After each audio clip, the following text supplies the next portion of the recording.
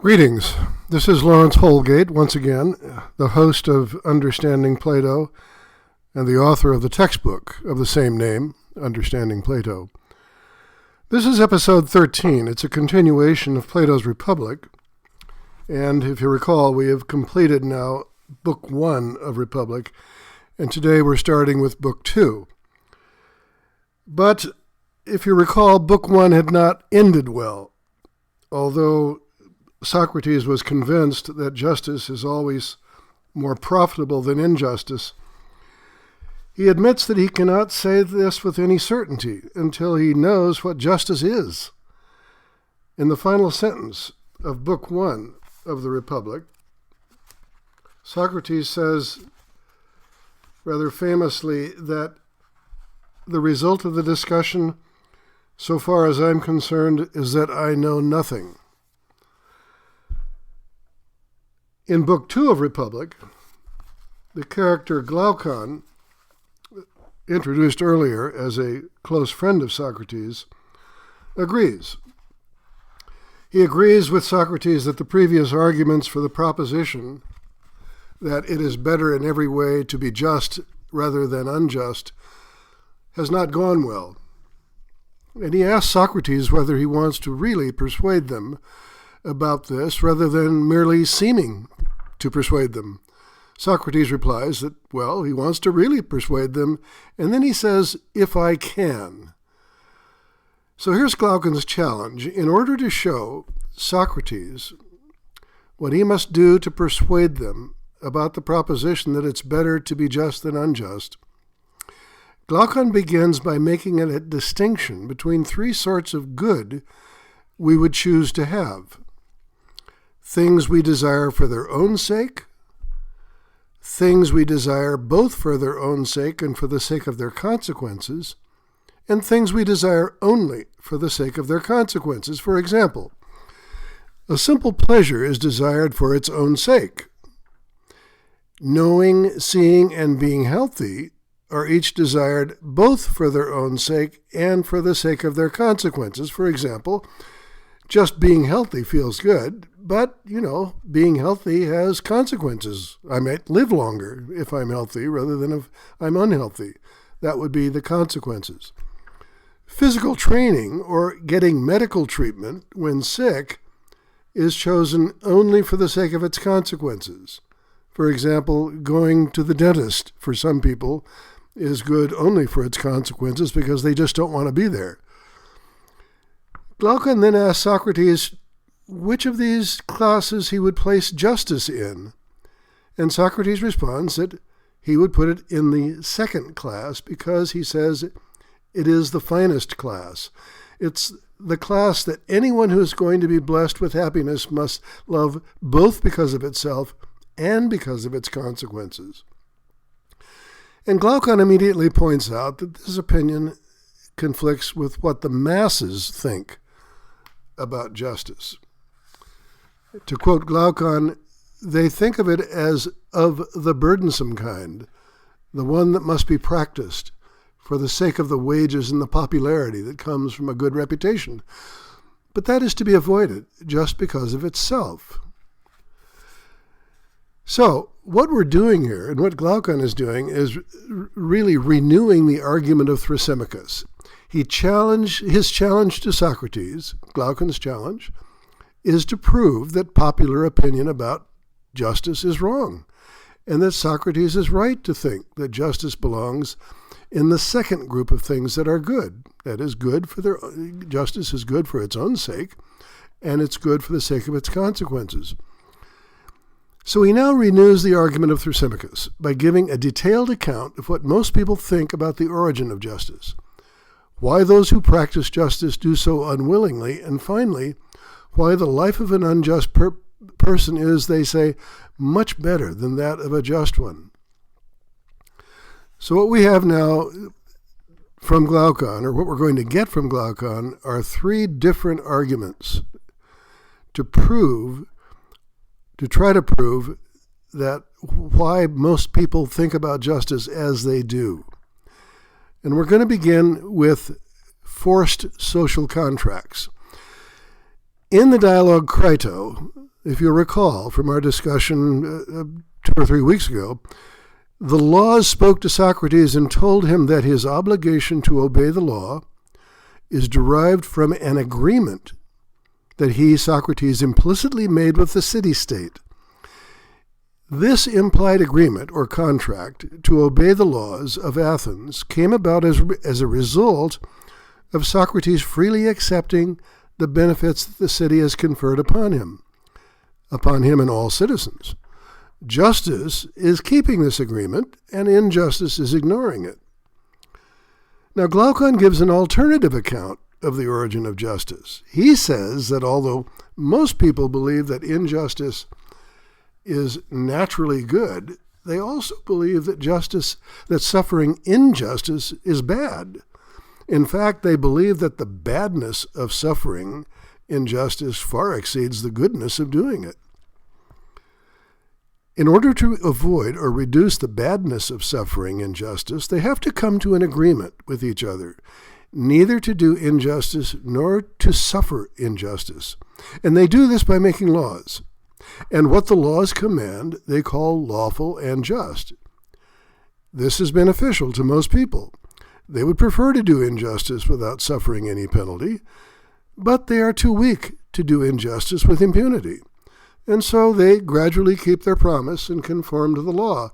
But it would be insanity for those with the power to do injustice and not get caught to enter into any agreement of this kind.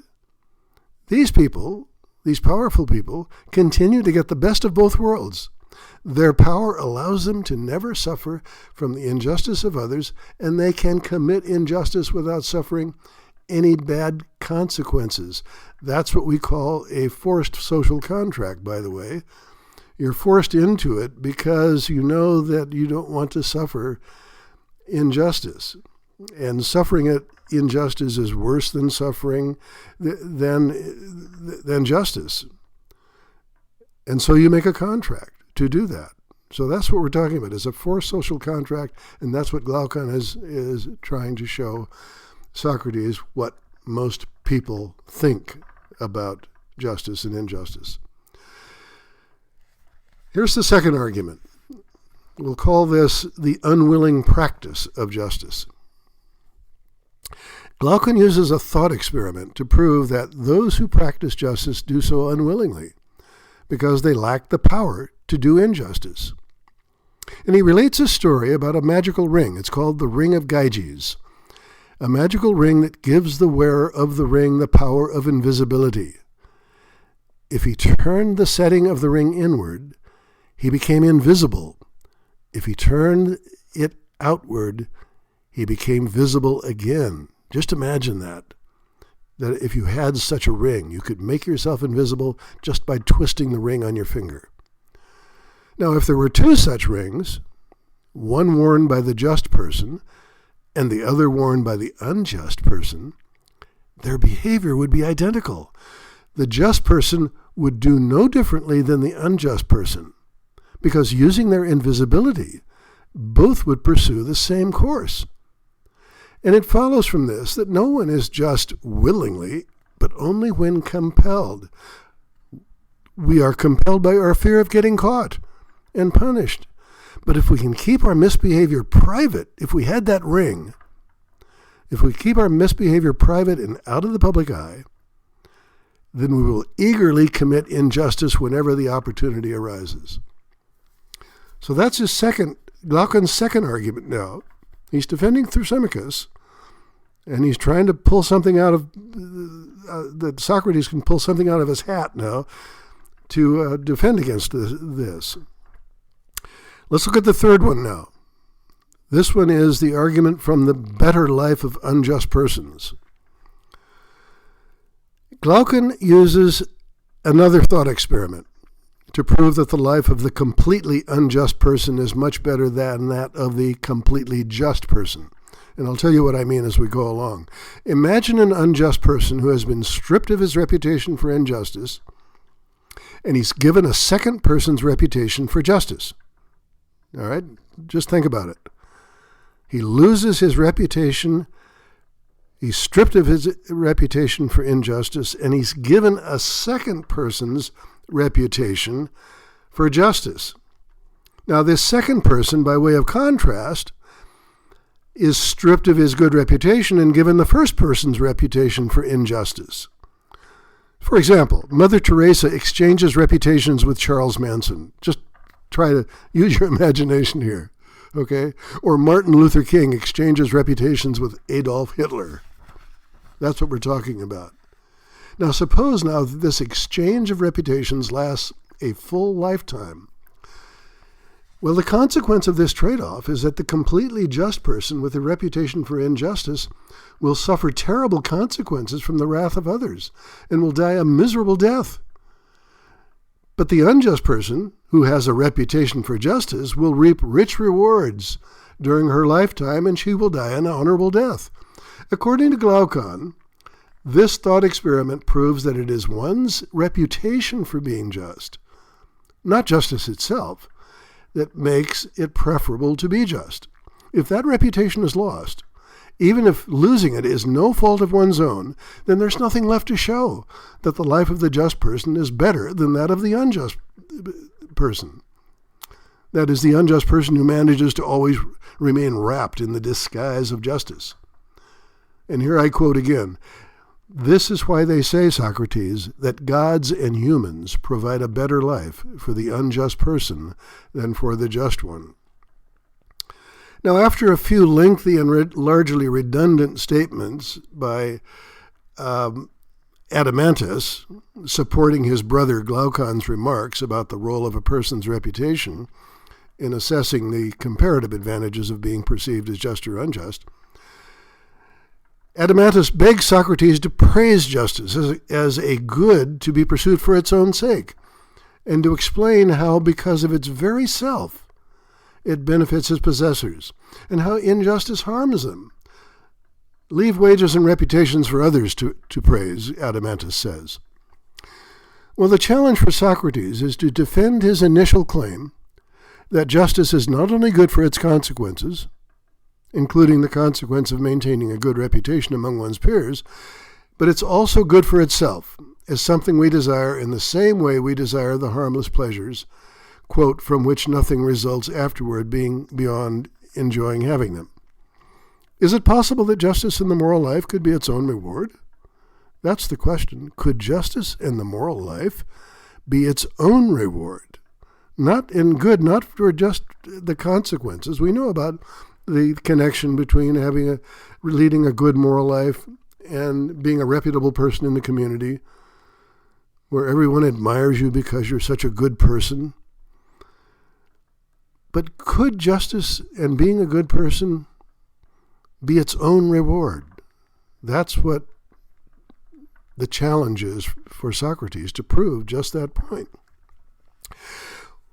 Well, Socrates agrees to take up Glaucon's challenge, and he suggests that we start this task by adopting the following method of investigation. He said, let's first find out what sort of thing justice is in a city, and afterwards look for it in an individual, observing the ways in which the smaller is similar to the larger, close quote. Now, his reason for doing this is that justice in the city is a larger thing, and thus will be easier to see than justice in the individual. And this strategy has the added benefit of allowing us to also see its justice coming into existence, and its injustice coming into existence as well. Now, this really is something that might stump us. We have to look at this analogy between an individual person like you and me, and a city.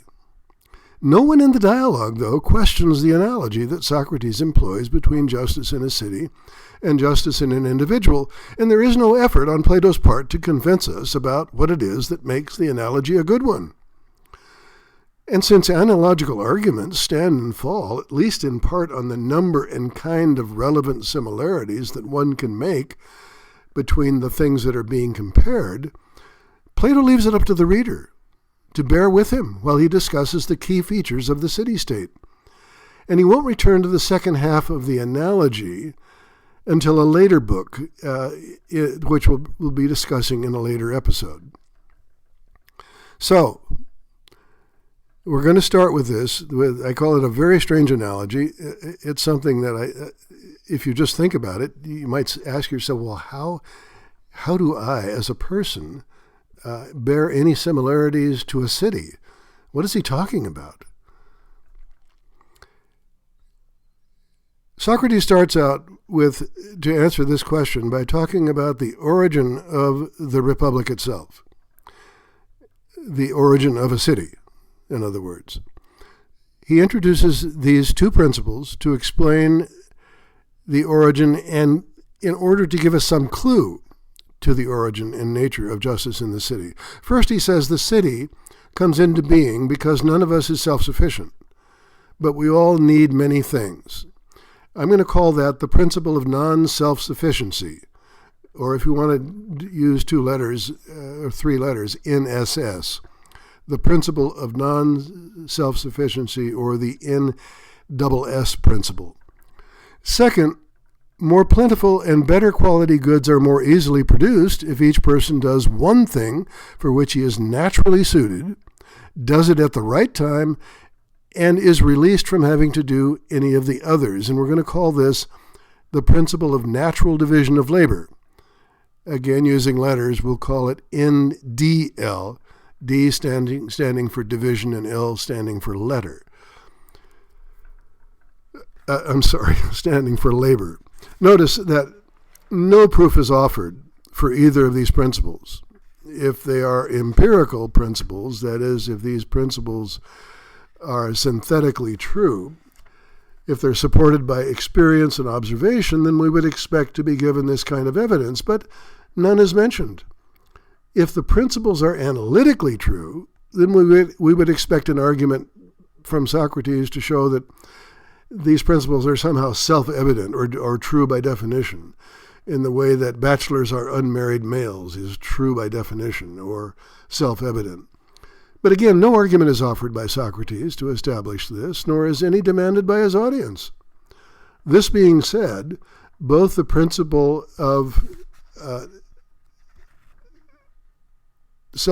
non-self-sufficiency, and the NDL, the principle of natural division of labor, both appear to be empirical. It's certainly logically possible that some persons could be self-sufficient, even though it is probably true that most of us don't have this capacity. And it is also logically possible that we could produce plentiful goods of high quality, even if we are not naturally suited to do this. Plato is raising one of the most basic questions of political philosophy. Why should we live in society at all? That seems to be the question he's touching on. Why do we have societies? It's a moral question, and Plato answers it with a consequentialist reply. That is, he says, it is more advantageous to live in society than to live alone. And if we did not have society, we couldn't survive. Since, to borrow a quote from Alan Gaworth, since society alone makes possible the division of labor and exchange of commodities which are necessary for the satisfaction of our material needs. That's the role of society. This is in stark contrast, though, to Glaucon's survivalist account that says we live in social groups in order to protect ourselves from human predators. Maybe the two can be conjoined. But it does seem that Glaucon is offering I call it the survivalist account, a different answer to the question, why do we have societies at all? And there's a significant difference between this theory of the origin of society and the contract theories developed by both Glaucon and the earlier remarks of Socrates in Crito. This origin theory, based on the non-self-sufficiency principle, does not contradict the idea that society arises from a contract, but it does provide a motive for entering into a contract, and that motive is survival. Participation in the contract is motivated not by the fear of being harmed by those who are stronger, but by a natural desire to provide all contracting parties with the necessities of life, food, clothing, and shelter. So we've got a clash here, perhaps.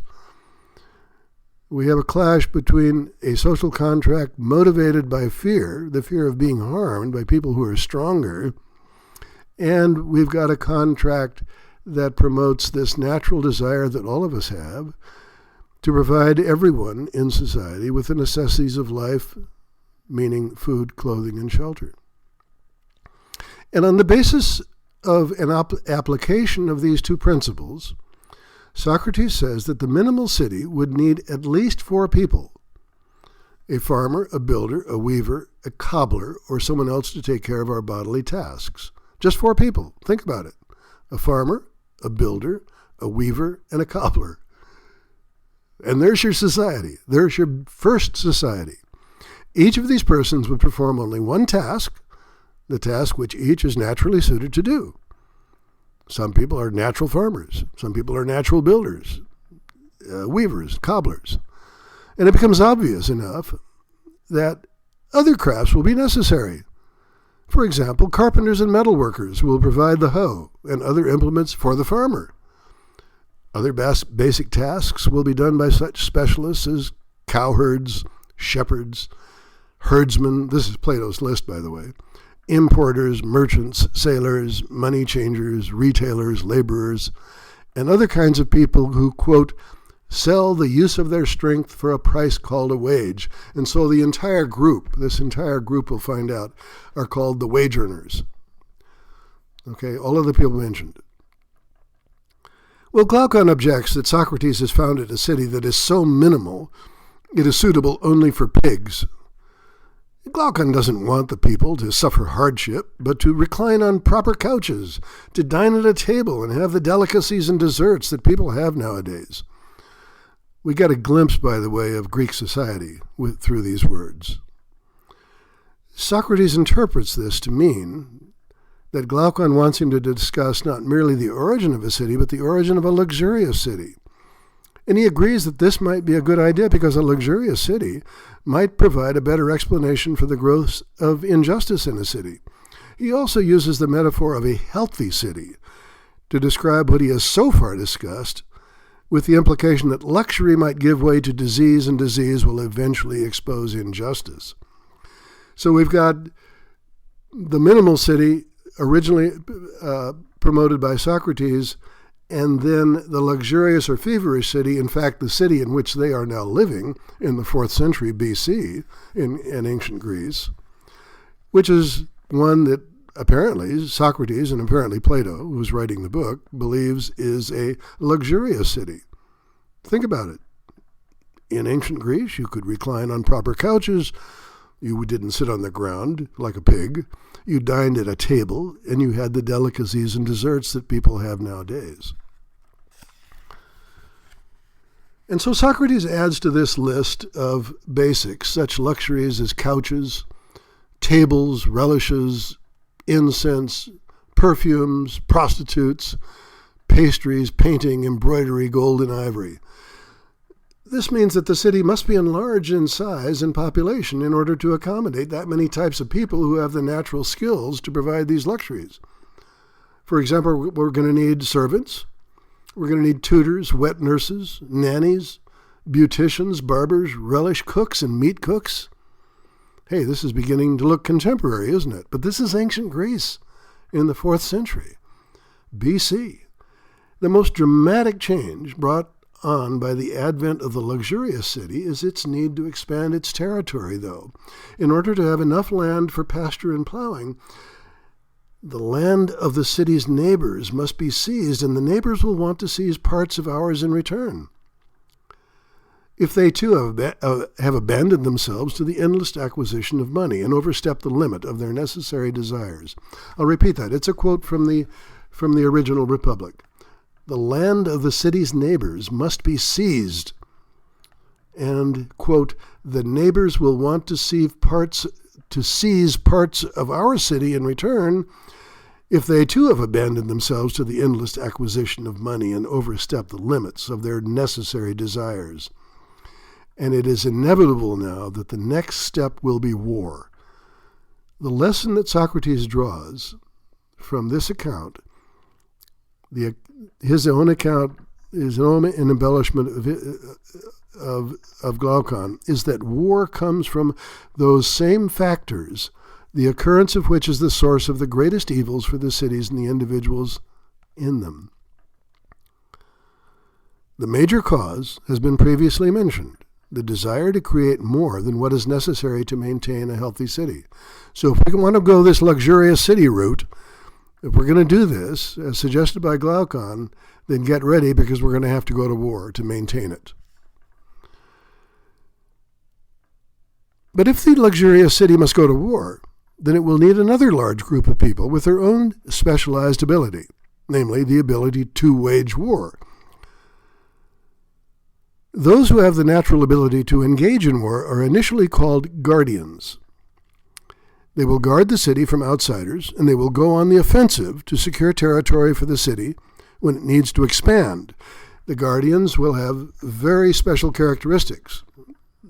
They will know philosophy, they will have spirit, they will have speed, and they will have strength.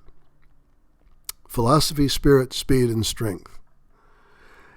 They must be both gentle and high-spirited at the same time. They must be gentle to their own people, but harsh to the enemy. In this respect, Socrates says they are like well-trained dogs. Finally, what about political power in this city? After a long digression in Book 3, that we're not discussing, by the way, in this podcast, a long discussion in Book 3 about the education of the guardians, Plato gives an answer to another question central to political philosophy. Who should have political power? Political power is the right or authority to create and change law, to adjudicate the law, and to execute and carry out sentences when the guilt and innocent has been determined. And in contemporary language, we would say that political power is a combination of legislative, judicial, and executive power. Those who have political power make laws, they adjudicate such laws, and then they execute these laws. Socrates convinces Glaucon that all of these powers should only be placed in the hands of a few members of the guardian class, consistent with that principle of natural division of labor discussed earlier, the NDL principle. The rulers are not elected by those over whom they will rule, but instead they are selected because they are, quote, the sort of men who seem, on the basis of our observation, to be most inclined throughout their entire lives to do what they believe to be advantageous for the city, and most unwilling to do the opposite. Now think about that. The sort of men who seem, on the basis of our observation, to be most inclined throughout their entire lives to do what they believe to be advantageous for the city, and most unwilling to do the opposite. He's rejecting any idea that these people will rule for the advantage of themselves. This is exactly the opposite of Thrasymachus, isn't it? They will rule their rule will be for the advantage of the city. They are given the right to rule all others in the city because by nature they are intellectually and morally superior. And this small select group, the city comprises the best of the guardians and will henceforth be referred to as complete guardians. And all other formerly called guardians, all of those formerly called guardians will henceforth be known as auxiliaries or soldiers. So now he's telling us that the word guardian has taken a shift. It now means the ruler. And the people we called guardians earlier will, from now on, in the discussion of the Republic, they will be known as auxiliaries, or what we would call soldiers, charged with the execution of the law and the defense of the city. They will be both the police and they will defend the city from external attacks. Well, that pretty much takes us to the end of Book 2. I know I've taken too long today, but I hope you enjoy it. Think about it. Read the podcast. Do the episode over and over again if you stumble across anything. And of course, you can always either talk to me at my email address, which I believe is right before the podcast. You'll see some written remarks about the nature of the podcast. It gives both my email address at calpoly.edu, and you also, if you want, you can go and get the actual script of what I was just reading from, the book itself, available both in digital and a print version at Amazon.com, or if you go to my website, www.houlgatebooks, HOULGATEBOOKS, houlgatebooks.com. On that first page, there's a link to the Amazon purchase if you want to purchase it for, and it's under $5. It's not going to break you. Come on, guys. You can do this. If anyone is really that desperate, just write to me. So we'll see you for episode 14, book 3. Not book 3, book 4 of the Republic. Thank you, and have a good evening.